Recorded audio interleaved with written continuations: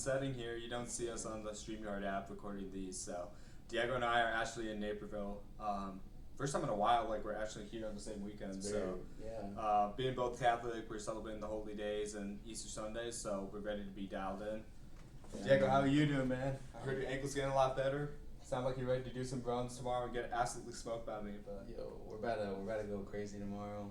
We're about to play. I'm excited. I'm doing a leg day to help with my patellar tendonitis. If any of y'all have jumper's knee, look up Squat University is a good video. It's low-key helped me out a ton. But yeah, I'm chilling, man. Done with my class. I finished that on Wednesday. I have a list of things. It's in my mind. I need to put it down. I have a list of all these things. I want to bake. I want to make a Spanish tortilla. I want to that sounds good. Record myself like watching a game or something. Like I got so many things I want to do, and I'm about to do it. I got 3 weeks, so we're locked in, and it's just for the playoffs to start. I'm dialed. Like I was telling Josh, I'm dialed. I'm just so dialed. So many storylines. We're not going to get into the Suns owner, Matt HBO, just going absolutely ham on Stephen A. and them like trading jabs. Like it's really, that's in a crazy situation. We're only going to talk about the playoff teams here, but yeah. I'm with you. Jumper's knee sucks. I haven't had it to that degree, but I've been getting knee pain to the point where it's like even when I sit down for a lot of times, I don't like to keep my feet on the floor. I like to keep them like on my bed or wherever, just because I'm like just chilling. Like it's a weird tendency I have. So basketball wise or walking wise is not the greatest, but I was like okay in our runs. Like I had one game where I was like 0 for 7, but I'm like today I'm usually more aggressive. So it's been fun. I've been excited to get outside and play basketball more, even though LeBron said it's not good for you. But LeBron, I'm cheap. I don't want to get a gym membership in the summer when I can easily just hoop outside. So. Yeah, I think it's because supposedly the asphalt on your knees is like a thing. Oh, it's not good for you. I have no science to back it up, but like around where I live, me and my like rec league team, we play on these like it's like these tiles that are like plastic instead of asphalt. I don't know if that's better. Maybe. But at the same time, you do like if you want to play on the best surface, play on hardwood. Like a lot of these gyms I've been playing on, I've stopped going to them because they're all like clay. Oh. So like it sucks. That sucks for your knee. Like. No, you can tell like there's like straight concrete like under those like layers, and it's like not good for you. Not it. You need the right playing surface, but hey, I mean, if I see a hoop, I'm just gonna shoot, turn on some tunes, work out. You know, yeah. That's how it is. But enough about us. We're gonna talk about the professionals here. So true. Bulls fan, massive disappointment. That was insane. I don't want to say I called it, but I'm not surprised that happened. We certainly had the Heat's number like throughout the regular season, but the stuff I was worried about, like Kobe White going cold at times, Vucevic getting absolutely exposed all the time, like, and just bad decision making because it's a young team. I'll just leave it at that. I was not surprised. I'm very much more excited about the future than I was at the start of the season, but again, I'm not happy that Vooch is on the roster from a roster building standpoint. I love Vooch as an offensive talent, but defensive talent, I think there's enough flaws. Like if the Bulls are to try to make the playoffs and make a run, that's a mismatch you're going to exploit every time. You see a lot of these teams mismatch hunt, and Vucevic is going to be the prime example of that. They have a lot of star talent, but between the Williams contract, where I was super high on the player personally, but it hasn't worked out. Where now they got to figure out what are they going to do, and hope they end up top 10 in the lottery, because I think there's a lot of great talent coming in this draft. But wasn't surprised. They were probably going to get bounced in the first round, but your Mavs are doing pretty well. They showed out against the Kings. Those Kings are just so confusing, man. But I'm so happy. The Kings are Kingsing. I don't know, but tonight Grizzlies hopefully trying to go at another team, beat another team that fired their coach this year. Hoping that goes well. So yeah, AD stop isoing. That's my big thing. I want some action. I want some offense. But yeah, should be good. 9:30 p.m. Eastern or what Central Time. Now that we're both Central, kind of weird, but. I know who you have coming out of it. I'm just gonna say, sorry Diego. I think the Grizzlies got it. They just have demon. It's just because Dallas has not been starting a point guard. No, I mean, and I think that matters a lot. Like I like Dante Exum. I like Who's that new player that's been playing? Brandon Williams. Brandon Williams. I don't know what happened to Jaden Hardy. Jaden Hardy's just been schmid. He Yeah. also rolled his ankle again. Literally the third time he does that this season. But I like them, but they're reserve point guards. I think Yeah. Jason Kidd's doing the right thing by trying to do an ultra big lineup, but against guys like Ja and Desmond Bain, where they can put it on the floor, like even against the defenders that like the Dallas Mavericks have, I just think there's enough spacing where it's going to be difficult to handle that for full 48 minutes. So I'm taking the Grizzlies in this one. Although I will say Dallas has given OKC a bunch of problems, so I do think that's something to note about. Like even though it sucks not having Kyrie on the team right now. So big thing. Najee Marshall is kind of a point guard. That's all I have to say. He's starting, and I say he's a point guard. He's very interesting. He's the knife. He does everything. He can't shoot though. He really. I think your standards have changed since Luka got traded. Yo, man. chill. So, I I'm just saying. If we're going all the way to trying to convince the audience that Najee Marshall is point guard, I'm sorry, man. My copium levels are peaking. For sure. All right. While we're at it, let's talk about the other playing game we got going on. We got the Heat and the Hawks. Should have been the Bulls and the Hawks, but whatever. What are you looking forward to in this matchup? Is Tyler Hero gonna make 8 straight shots to start a game again? Like, I don't know. What are the Bam Onyeka Okongwu matchup? That's very interesting to me. Yeah. Because Onyeka, I love Onyeka Okongwu. I don't like the Hawks because of Trae Young, but I think I love Onyeka because he was on my 2K team. Like I got him as a card in 1 year in 2K, and I thought he was awesome. He couldn't shoot then, but he was just regular center, and now he can kind of shoot. So he's interesting. No, Jalen Johnson sucks. Mohamed Gay is very interesting, but he can't shoot at all. So he's a hustle player, but you need those at sometimes. So I think he's one of those key players that are going to be important. I look at Dyson Daniels. Yeah. He lead the league at what, 3.8 now? It went down after the first steals. Sorry. Yes, steals. Went down after the first 16 games where he was like averaging like 5 a game seemingly. Like it was just insane. That's going to be a key matchup, especially with Hero. On Hero. So with either guy on Hero, like when Dyson goes out and you have Mohamed Gay come in, like that's going to be important. Yeah. But this is where one of these matches where it's like, dang, you really wish DeAndre Hunter was on the team. True. You know, so. Yeah, but you got the minivan, Georges Niang, and Karis LeVert out of it, so. I don't know. Karis LeVert is fun. Karis LeVert is I'm looking at this right now. Five of the ESPN experts have the Heat winning it out of 7. And normally I don't agree with a lot of what ESPN says, although entertaining. I agree. I think the Heat are going to come out of this one, and they're going to be the team that are going to face the Cavs. Yeah. The Heat are like a more serious team. And in the play-in, they just every time I feel like every time they've been in the play-in, they get to the playoffs. Trust me, I know. It's literally we got to deal with them or deal with the Hawks. So it's so weird. It's been those 3 teams every time. That's so funny. Yep. Interesting. There's an argument to be made that the play-in just makes mediocrity, just promotes mediocrity. On the east side, on the west side, it's just unavoidable. Yeah. But interesting stuff. I guess what series do you want to take on first? Go in order, man. This man put in a full entire note sheet. Came fully strapped, so I'm letting him take the lead on this one. Normally I have these planned out, but since we're covering all the playoff series in order, let's do that. So I think you got the Nuggets and the Clippers first. Clippers 4 and 5 matchup. I mean, big thing. European bigs, 7-footers. Yeah. You think of who can guard Jokic? Not Rudy Gobert. Not Rui Hachimura.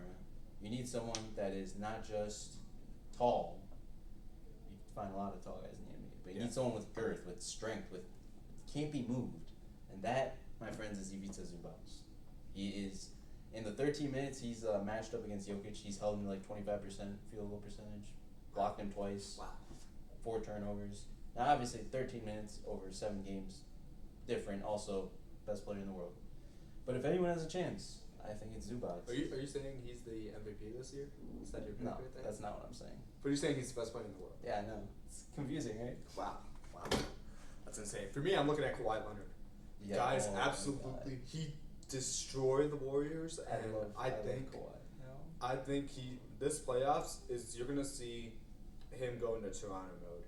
Yeah. And it's gonna be the team like nobody wants to face, especially with like James Harden running the wheel, Norman Powell, like pretty much like should have been like guaranteed All-Star selection. The way things went down, like I don't think it should even have been a question. Yeah. But you have those three combined with the strides that Zubac made himself. Like that's Clippers still got depth. They got like depth from I don't know where because they're always like they're like Trades. 8 deep. Yeah. Yes, I'm including Ben Simmons with this because the role he plays on the team. He's in but, there. like, He's in there. It's impressive. The Clippers are where the Nuggets should have been, like after their championship run, but they let go of like Bruce Brown and all these guys. Where now their 7th and 8th guys are just saying, "Hey, you're in the starting lineup now." Whereas that's supposed to no, you had the advantage when you had those guys on your bench contributing. Yep. The Clippers have that, so I know it's counterintuitive because I said the Nuggets were coming out of the West and winning the NBA Finals at the beginning of this season. But given all the information we have with the Mike Malone situation, the GM getting fired, and the way the Clippers are looking now, I have them winning the series based on the information now because of what they have in their roster and how they've been playing. How many games? 7. Yo, you're so real. I have the same exact pick. I mean, right, the Kawhi thing, it was a... And Jamal Murray's health, too. Yeah. Like, that is a big question mark. Those are 2 question marks. I think it was a b-ball breakdown video of just watching Kawhi. There's a dunk. Like, Kawhi doesn't really jump too much on his dunks, but they're always awesome. And he's just long wingspan. He's making the middies. I love that. That's my favorite part. So... He gets into those modes where he's just, like software mode. It's automatic. AI. Where it's like, he'll do the same thing. You know it's coming. It does not matter. Yep. Doesn't matter. AI, Kawhi, Demon.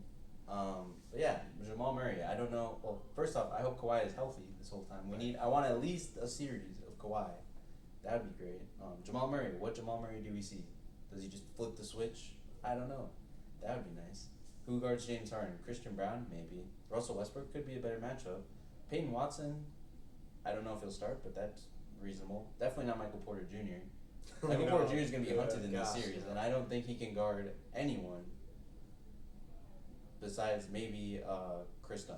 What are you going to... Like, yeah, but like Chris Dunn has been hitting his corner threes lately. Exactly. That's the issue. That's like, that's entire... And as a Bulls fan who's watched Chris Dunn like blossom, like this is just one of those where it's like, look at him and look at Lowry marking him right now. It's just insane. Daniel Gafford, Wendell Carter Jr. But that's the one thing you would be worried about. Yeah. Like with Chris Dunn, it's like, okay, he has a defense, I get it.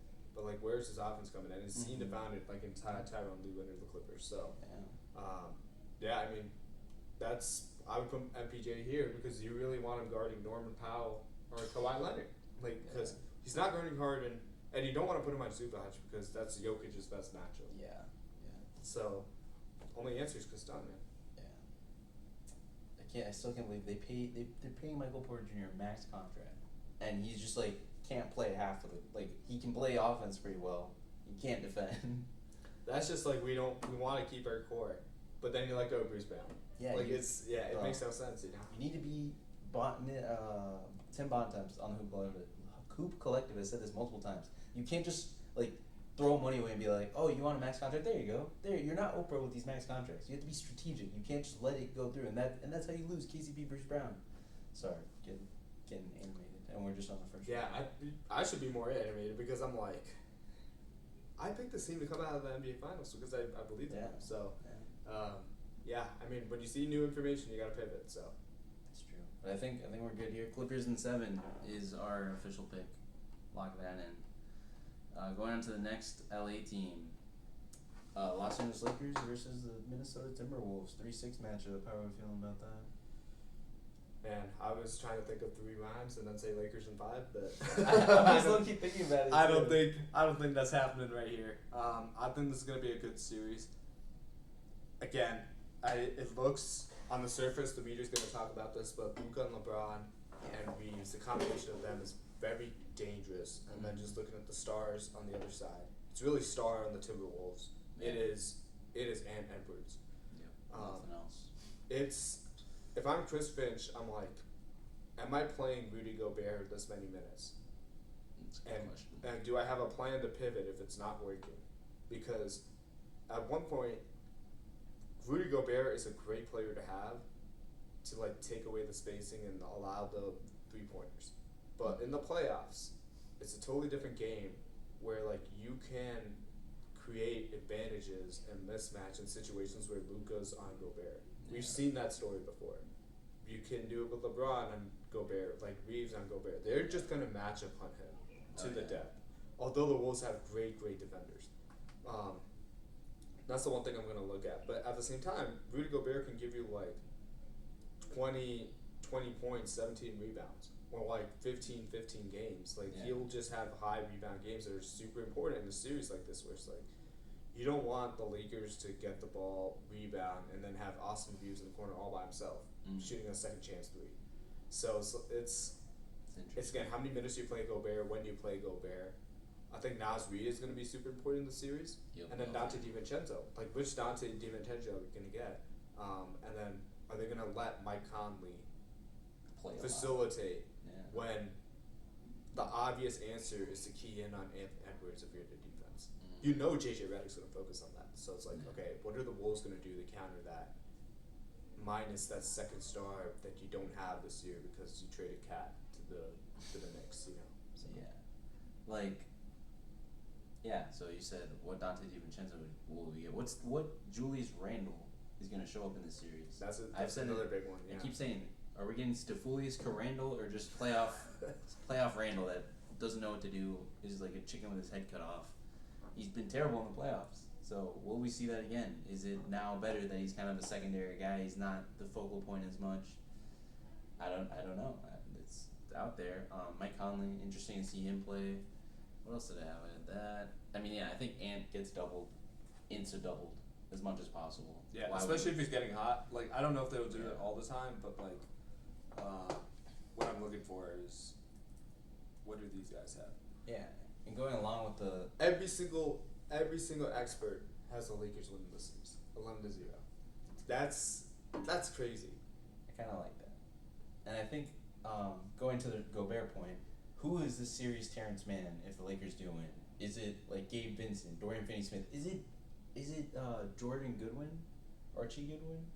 I don't know. I forget his name. We might as well put Bronny James on there. Yo, Bronny James is this series Terrence Mann. I'm down for that. But it's just interesting. And then we'll get the whole new cycle of is Rudy Gobert a real defensive player of the year? How can he just get played off the court in the playoffs?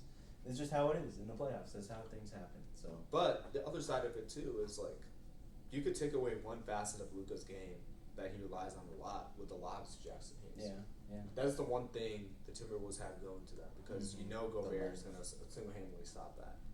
But it's the other thing. So if you take that away, who's guarding LeBron? Yeah. That's a big question. Like, do I trust Julius Randle and LeBron? No. Like, do you want who you're going to put Ant Edwards on? Like, that's going to be a big question. So, like, I like Jaden McDaniels. But he can he and Ant can only cover for so much as offensive wings, right? Yeah. So it's like, okay, how are we going to structure this? Do we trust Mike Conley at his age to guard Austin Reeves? That would be like Mike Conley in his prime. I'm like, I'm completely prime fine. Conley, love that guy.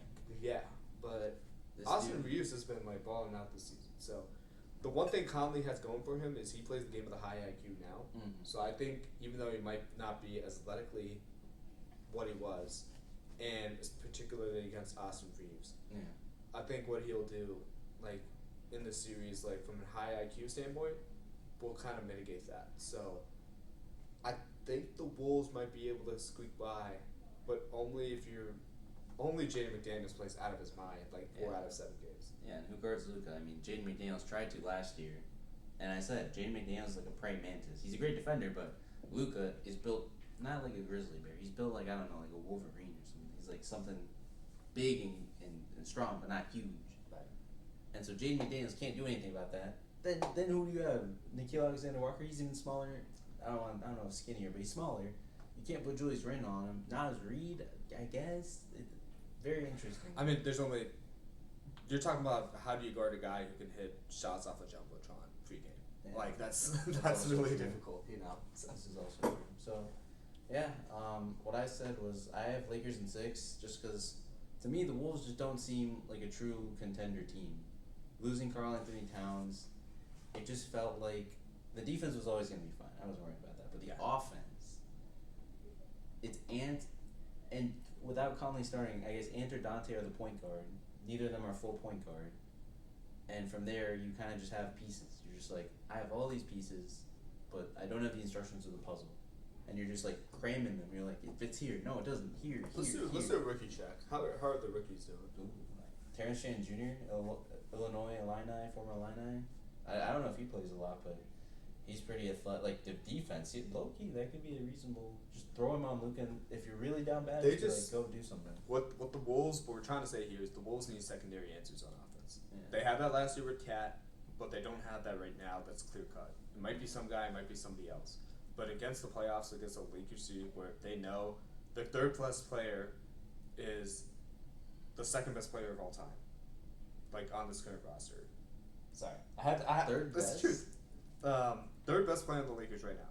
Oh, The- they're the- best. like yeah. Oh, I thought you said Like, third 40, best. like if this is like 30-year-old LeBron James, not even a question. No.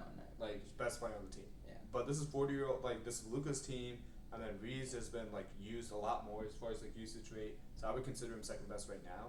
Yeah. But he can tinker with like LeBron, like just because of LeBron's age and then where he shines the most. It's more of like where and how you utilize LeBron now, versus like letting LeBron carry the whole offense, which is going to be great for LeBron's rest of the career because now he can play 2 or 3 more seasons if he wants to. Yeah. Because you have Luka, you have Austin Reeves, like you don't have to do so much now. Mm-hmm. But my point was, the Lakers have secondary and tertiary options on offense if Luka doesn't have it going. What if Ant doesn't have it going? Are you gonna go to Rudy Gobert post ups? Are you gonna bring in Mike Conley to like try and facilitate the offense? That's where I would go. Or are you gonna count on Dante DiVincenzo, like just scheming up plays to get him wide open for 3 like half the time? It's confusing. It's tough. It's the Walton Clayton Jr. like situation. Predicament, Yeah, like it's you got to put Ant off the ball, but then like who's the other magnet you have to like try and spread out the defense? Yeah. What's your? I said Lakers in 6. How about you? Lakers in 5. It's so real. So real. Kidding, but we'll go Lakers in 6. I can see that. Yeah. Okay. So next one is probably the spiciest, one of the spicier ones in the West. Rockets at the 2 seed going against the Warriors as the 7.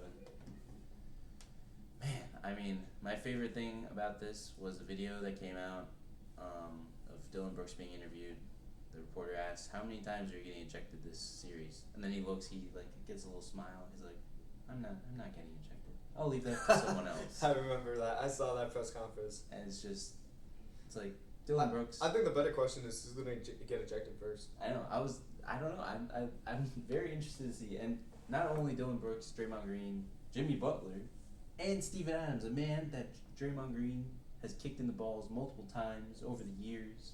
The first time was like 9 years ago. That's a long time. Scary how time flies. But That is insane. But all guys who are big.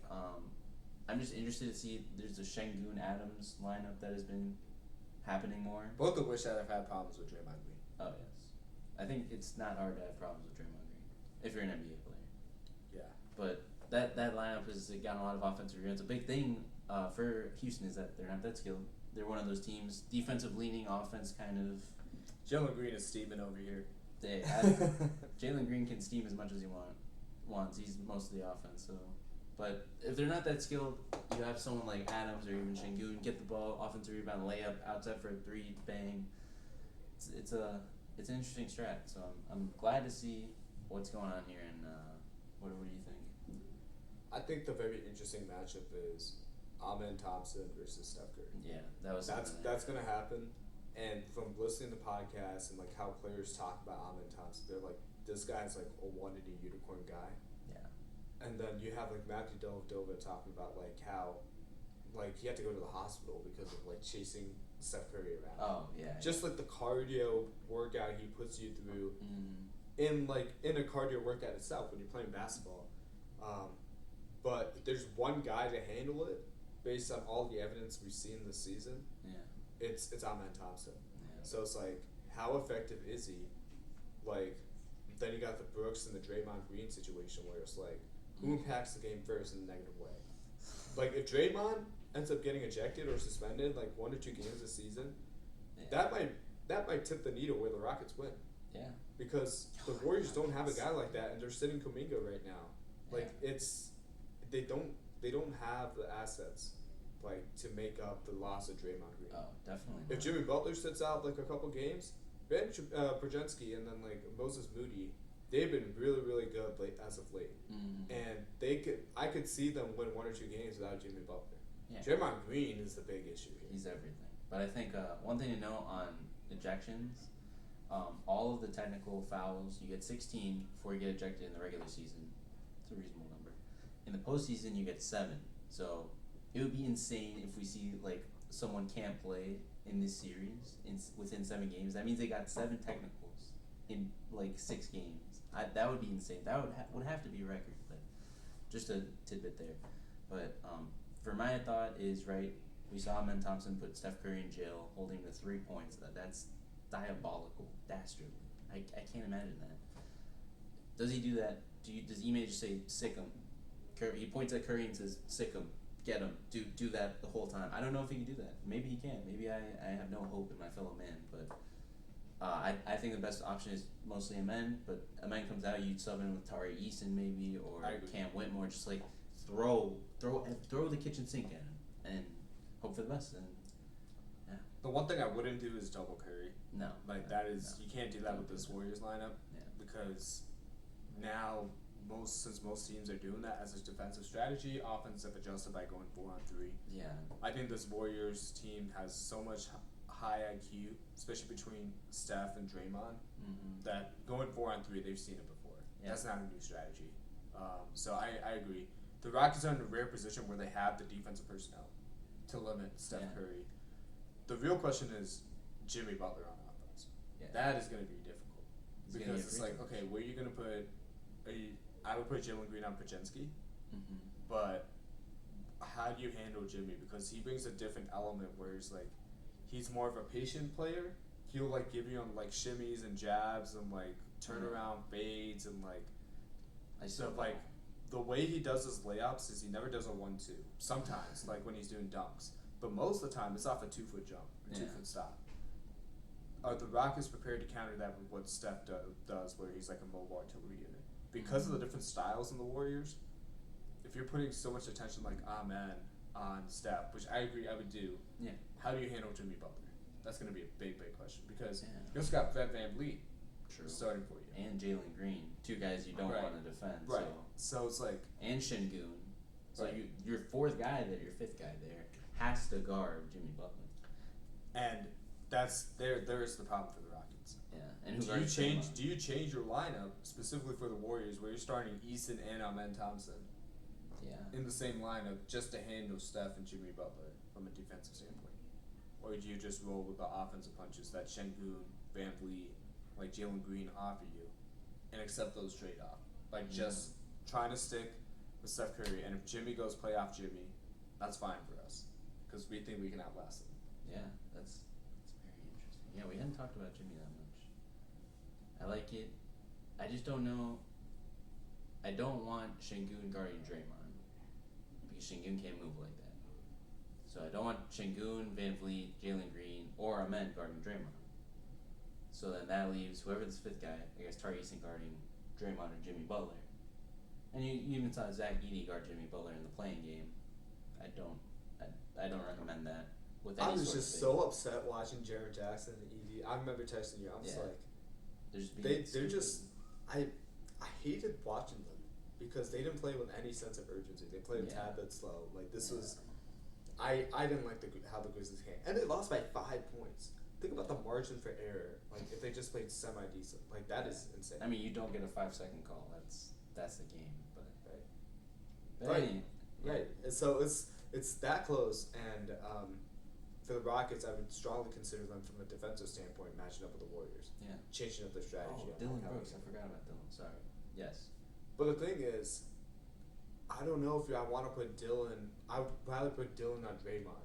Yeah. I don't know if I want to put him on Jimmy Butler. No. Because I think Jimmy's the type where, like, if you agitate him a little, he's going to kill you. Whereas with Draymond, you can get him teeter over the edge. So like 2 different ways of handling it, and Steph could do the same thing if you put Brooks on Steph. Yeah. So it's I'd rather stick with the safe. I know like Amin Thompson's going to be the Kawhi Leonard killer, younger that he is. Dylan, agitate the guy that you know you can emotionally affect the game. Yeah, no, that's really interesting. This is gonna be a fun series. 100%. I mean, all these Western ones are toss-ups. The final tally currently has the Warriors 7, Rockets 2. I picked the Warriors to win this one just because I think they have more versatility. Yeah. But I really think I would say Warriors in 7. I think we're looking at the new like Warriors Kings playoff series that we saw 2 years back. So I also said Warriors in 7, and just man, just experience. Fred VanVleet, Jeff Green, Steven Adams. That's all the experience you have on this team of true veteran playoff experience. And only 2 of those guys have been to a finals. So I don't know. I do like the Warriors here. Although I don't want to see Jimmy succeed after kind of crying his way out of Miami. I just want to see him win a championship after getting so close to Miami. That's also true. He lost to Jokic and LeBron, man. That's pretty. Also, yes, that I remember that. So, Jimmy Butler supposedly Udonis Haslem, this man that knows everything supposedly, said that Jimmy Butler is a smarter player than LeBron James. I don't know about that one. I'm also not an NBA player, and I haven't been around either of them in my life, so I don't know. But I don't like that take, so I just wanted to say that. I also disagree with Udonis Haslem, but he's personally been around both. I know, right? Like, so it might be one of those things where like Jimmy Butler might be smarter as a scorer, but LeBron is so much better at like seeing offenses for like scheme. Yeah. Right? And LeBron has slightly better instincts than Jimmy. Jimmy has great instincts. No, yeah. But the thing with LeBron is like he gets away with so much because of his athletic gifts that Jimmy Butler can't replicate because of athletic gifts. Yeah. So when it comes to like decisions like the mind, I could see why Udonis Haslem believes that, but I personally don't. Yeah. Because I look at how LeBron like looks at offenses and he talks about offenses, and it's just like he seems to have an answer for everything. Where the Warriors just have like schemed up like situations, and you go up against a playoff series with Warriors versus LeBron, and LeBron seemingly like making up his own offense and seemingly keeping up with the Warriors toe to toe. Like you look at Game 1 before J.R. Smith had the blunder he did. Like they should have never been in that position, and I think that's probably one of the greatest games LeBron has played. Yeah.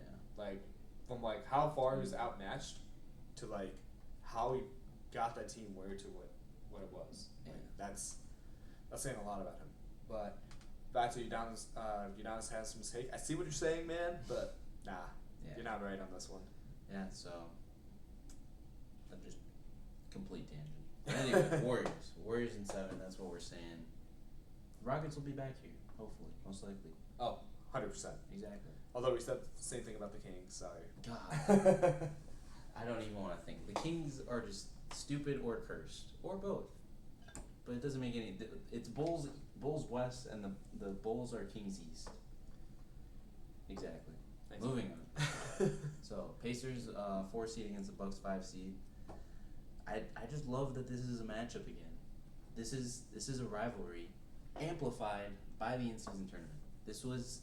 They've played I think 11 times, like or not 11 times. They've played a lot in do or die games, and I think it's very interesting. And I think, I guess Dame is back. You go off on that. I know you're excited. I'm so happy for him personally. I'm hoping they take it easy with him, just for because he's out game 1. He's not playing.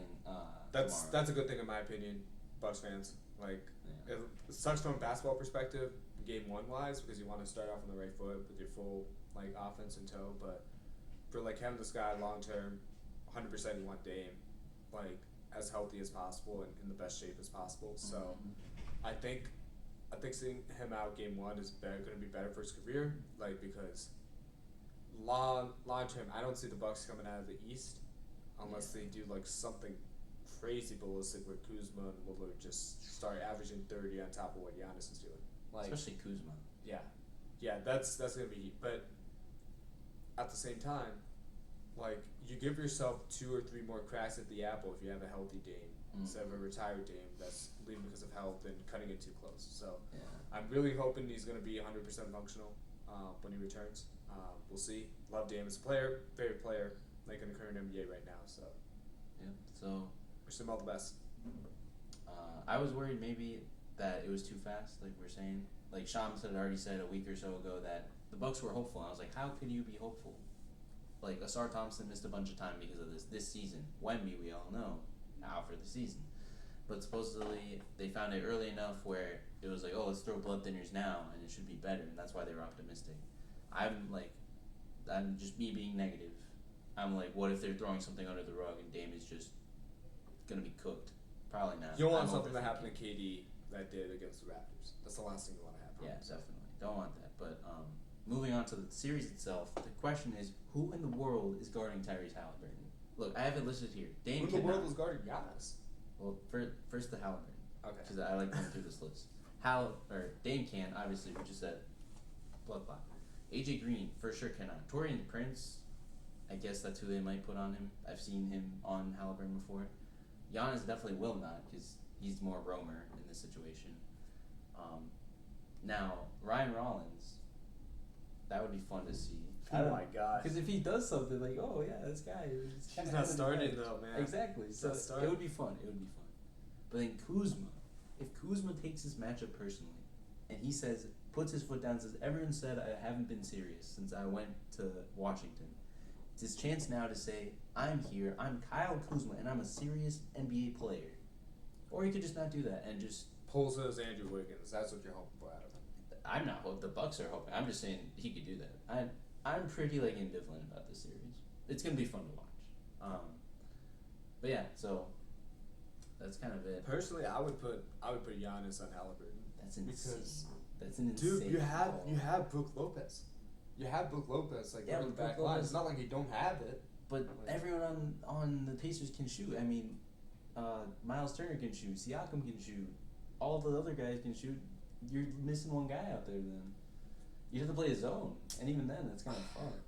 I would rather put because Halliburton's the guy that makes the engine drive.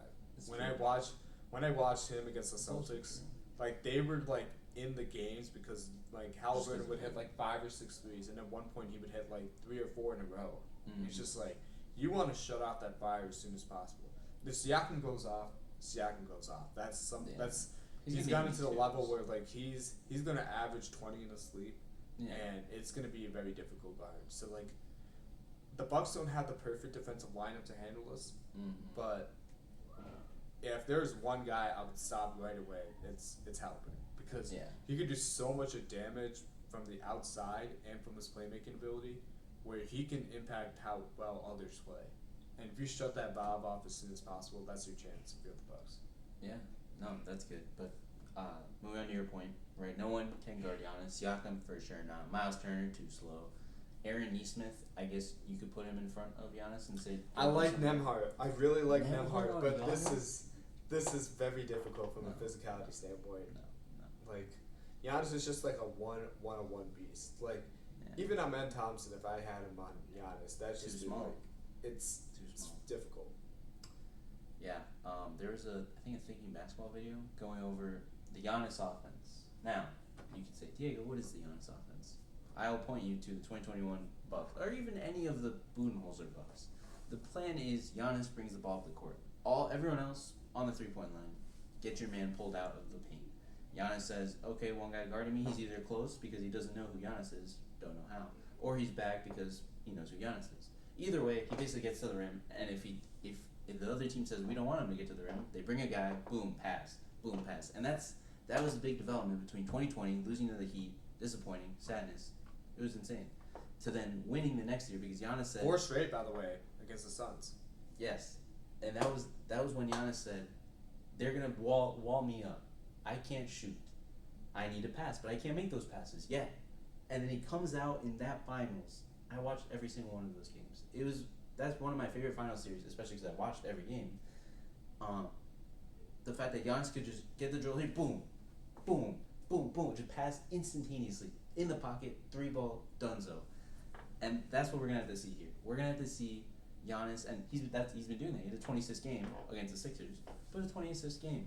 I think if he does that, even with Dame, I think Dame should kind of, especially because he's ramping up, I think he should kind of be in that mold of just kind of be one of those outside guys. You don't have to stress yourself too much. Like, and he's very good at that. yeah, He's and attack very your good closeout. at Attack your that. closeout. Yeah. So it's gonna be good for him. But I think you're discrediting Giannis a little bit because he's made a lot of strides with the mid-range fadeaways. Like, he's gotten really, really good at that. So now it's not a point of like, oh, I'll just sag after Giannis. It's like, how much? Do I sag off this much or this much? And it's slowly crept up where they're getting closer to Giannis. And now Giannis can pull out all of this, like, fake steps, Euro step moves, like just being the athletic monster he is because he developed that part of his game. So, True. From an offensive standpoint, I think the Bucks can very much keep up with the Pacers, even with their pace. But from the defensive, I know I thought hard about that one in the past 5 seconds, So, Really? but the problem is the defensive end, and Yeah, that's what it was. you're gonna all these guys join Giannis because they're in win now mode, philosophy wise as an organization. Yeah. But where they're not as good as the Celtics, OKC, Houston, is that defensive man where everybody's connected on the string. Everybody's got to get it locked in place, and I just don't want them to have a 3-1 lead in the series. That's all I ask. Yeah. Don't have a 3-1 lead in the series because if they do, Doc Rivers. Doc is going to screw it up. But all serious talk, I think it's a toss-up, honestly. 7 out of the 11 experts think the Pacers are going to win. I could see that, but I think Giannis is kind of like the apple cart that just makes things irrational to like perceive. And you gotta factor that in when looking at this, where it's like, oh, the Bucks don't play any defense, but they got Giannis who can turn it up whenever he wants. It's true. You make your pick because I have a feeling I know what you're gonna say. I think Pacers in 7. Wow, I'm surprised. I thought you were gonna say Bucks. I have Pacers in 6, just because the lack of perimeter defense for the Bucks is just so. I've said it. I say this a lot. I say I've said it, and then I run on something that I've said multiple times, and I can't stop myself. And this time is another one of those times.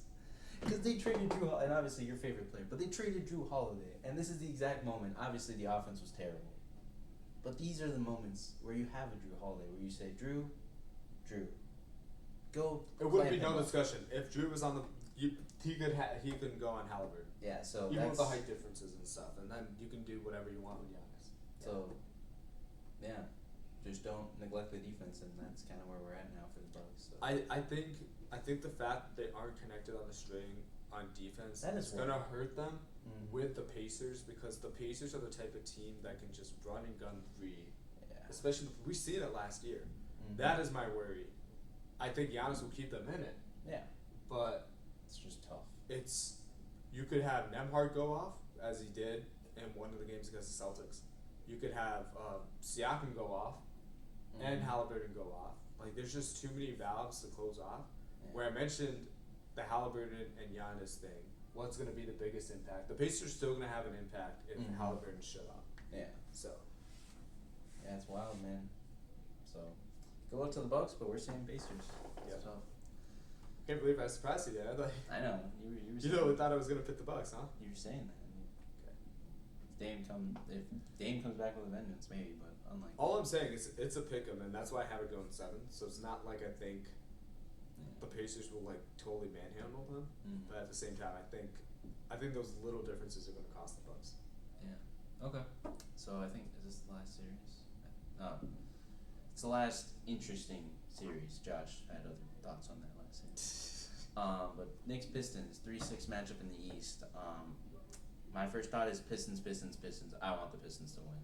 It's partially because I We're feel like both in Michigan now, so that as well. that's fair. But I feel like the Knicks punted on what they had last year because they were injured, and they were like, well, we won't try that again and see if we're healthy. We're not doing that. And then they traded.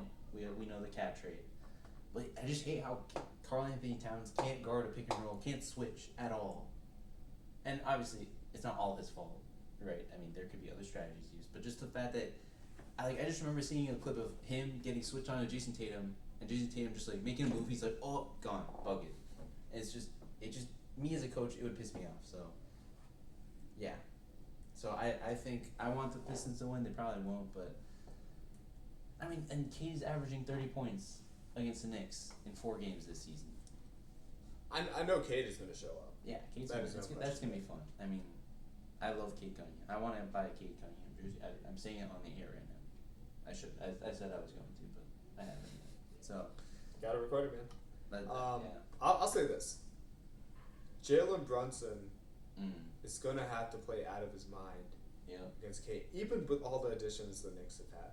Yeah. Because I just look at this team; they're not playing well leading up to the series. They're playing, and the Knicks, and the Pistons are playing their best ball as of late going into it. Yeah.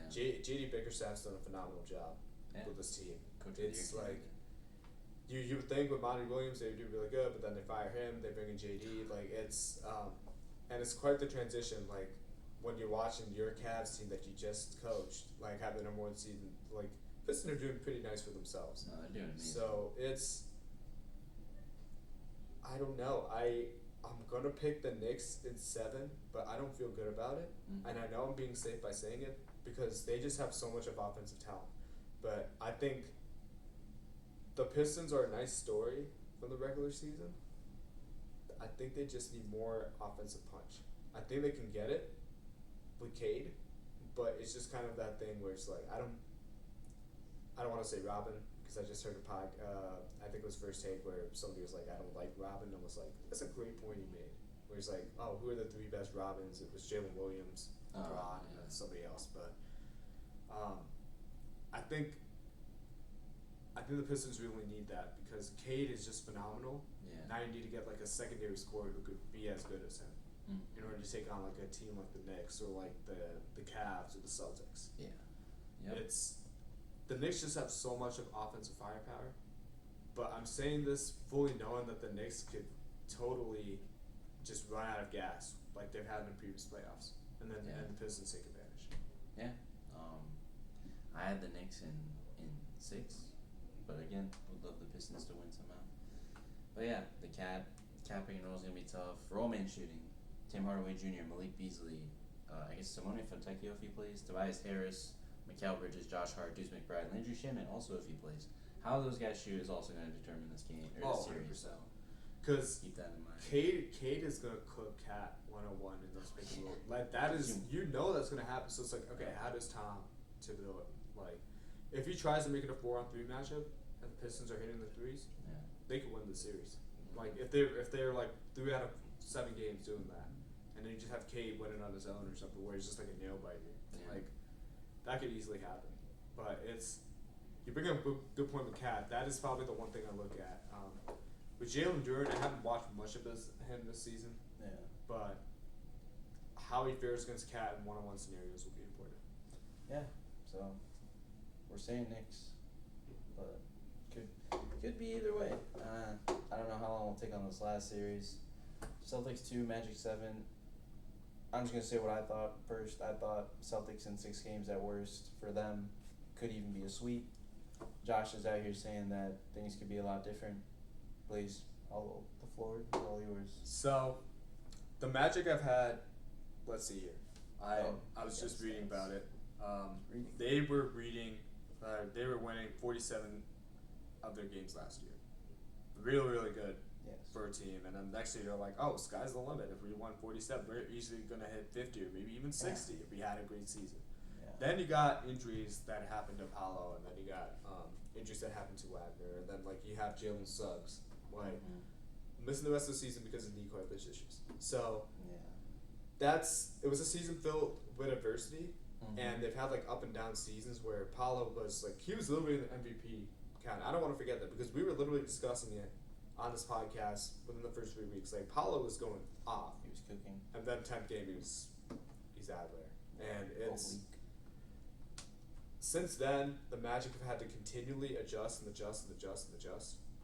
But now they're playing their best ball of the season, Mhm. where they are playing the second best defensive like ball by efficiency they're top 3 in 3-pointers.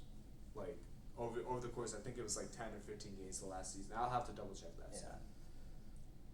Now, I think they're going to make it interesting. I'm still going to pick the Celtics. I'm not completely out there where I'm like, oh, Magic in 5. No, I don't think that's happening. But I do think they can give the Celtics problems because they're so defensively minded, and they do play on a string under Mosley where they can make things interesting from that perspective. Offensively, they're going to have to pull every single rabbit out of their hat because you're not going to have the Anthony Black, and then Cole Anthony playing out of their minds like you saw against the Hawks. Like, you're not going to get that guarantee. Can they put up numbers to support what Banchero and Wagner are doing? Oh, yes, absolutely. But I just think with the way they structure their offense, you have Paolo and Wagner like hunting mismatches, whether it's through pick and rolls or like isolated plays where you're getting a guy in the big and whatnot, and that's basically their offense. With the Celtics,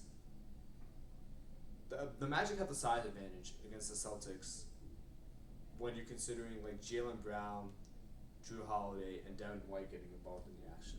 Yeah. But they're all great, smart, high IQ defenders to make up for it, and Jaylen Brown specifically is athletic enough where he can kind of anticipate and use that IQ with his athleticism to kind of deter guys who have bigger girth or like stronger bodies than he does. Yeah. Now the key question here is how does Porzingis match up True. when he switched on these guys? You want a healthy Porzingis going into this, but even with or without him, I just think Boston's deep enough where they can handle that type of simplistic offense where they're going to come out with the gates winning it. But I think the Magic are definitely going to make this a situation where it's like, oh, those Celtics are the defending champions. Why did they struggle with the Magic this series? I can totally see that happen. Yeah, I mean, do we see it? We saw it 2 years ago with the Hawks. The Hawks took 2 games in the first round unnecessarily. Who did the Celtics play in the first round last year? I don't even remember. Because I know they played in the conference finals. They played the Pacers. Before that, they played the Cavs, and then the Heat. The Heat took at least one game last year, so that kind of helps the Magic. Because every year, the Celtics play with their food a little bit. Yep. So, it cost them a championship. Yeah, so that's something to keep in mind. Talking about Jaylen Brown, has some sort of knee issue right now. He hasn't played as many games, or when he does, he's fatigued or something. I heard on a broadcast that he was getting injections for this. Kind of wild. I'm against this, and especially as the Celtics, when you have Peyton Pritchard who could easily just step up and start. That's interesting. So that's something to monitor here. Especially if Kristaps Porzingis is healthy, I think he could have a big series there. I don't know what else. Jalen Suggs I had. Yeah, the Magic hold teams to the least amount of threes, but they're also not good at making threes. Besides in these last few games, you were saying. So It's gonna be like your 90s, 100s type of game. It's not gonna be in the 120s more often than not. Not with the way the Magic play. Yeah, unless the Magic the Celtics kind of take over a game or two. There's gonna be which one can totally lose. happen. Which can totally happen in At itself. least one. Yeah, I had a prevailing thought, but like I think the big thing. Oh yeah, have you heard the discourse about Jason Tatum not getting enough appreciation or getting so much disrespect this week? It's been like this week. I haven't heard it this week. I've just heard it like all the time. Where Celtics fans are like, Jason Tatum should be an MVP. Jason Tatum should be first team. He's been first team All NBA for a while, but I don't think he should be MVP just because it's pretty like on the Celtics. It's like him, Jaylen Brown, Kristaps Porzingis, Derek White, Drew Holiday. Like it's pretty. They're all up here. Yeah. Then you have teams like. You have like 2 or 3 guys maybe that are like around the possible same all-stars. area. Yeah. But like the other 2 are like just like way down here. Yeah, like even the Magic, kind of. You have Paolo, Franz, and then who's your next best guy? Cole Anthony's like down here. Mo Wagner even lower. Like Wendell Carter maybe even lower than that. So they're not that amazing. So I think the big thing there is that Jason Tatum is great. I'm not gonna say Jason Tatum is a bad player, but he relative to the other players on his team is not that by far and away better. It's So that's something you need to take note of. If you're a Celtics fan, saying these things and being mad about it. There's no reason to be mad either. Like someone says, if that's your thought, that's your thought. I think the whole thing stems from Steve Kerr not playing him. That's literally the only thing that and I get it. You have all these all-stars and players, but like, I probably wouldn't have put this into like the conversation if you just played like 10 minutes and like every other like superstar played like 10 minutes as well. That wasn't getting like the main portion of the minutes. Yeah. But you had the Celtics. They won a championship. They enjoyed a parade. Like, 3 of the guys were invited to the Olympic team. I don't know why Jaylen Brown wasn't. Jaylen Brown won MVP. Jason Tatum finished second in the voting. Yeah. And it wasn't like Jaylen Brown was a unanimous MVP, like, at all. Like, it was like Jason Tatum had like 3 or 4 votes, I think. That's what Brian Windhorst had said. Like, Brian Windhorst is the funniest when reacting to this. It's absolutely fun. Like, hilarious how he like approaches this topic. But I just think I look at the full discussion. I'm like, I think Jason Tatum has gotten the appropriate appreciation that he's wanted. Like, it's just that there's so many stars and superstars in the league now, where it's like you're gonna leave somebody off the top 10 list. That's like, oh, he should be a top 10. There's so many top 10 players now, where There's so much talent. Jason Tatum's definitely on that list, but. At least discussions like this where it's like, Jason Tatum's underappreciated. What's next? Is Paolo going to be severely underappreciated because he plays on the Magic? Like, you're going to have these situations that develop, so. That's my soapbox. It's a good soapbox. I enjoyed it. Yeah, I don't know. I think that's it for us here. Yeah. Again, usually we'd have all these banners and stuff, so it's nice and organized. Today, we're just keeping it chill. We just. Live podcast here. Yeah. Live when we're doing it, and follow us at Amon Mission on our YouTube channel. We post our full length videos. Yep. Right and here. Then, It's not there. The banner that's usually there was not there. Our Instagram channel amon.a.mission hasn't got updated in months. It's a running joke at this point, but I gotta work better on my time management. So that's also part of the joke. Yeah, exactly. All right. Dang, that was cool, man. I'll get on him later, but you guys take it easy. Enjoy your Easter holidays if you're celebrating that. Today is Good Friday as we record. Enjoy the playing games as you see it. If you guys don't celebrate, that's okay too. Have a great weekend, and we'll see you next week. Yep. See ya.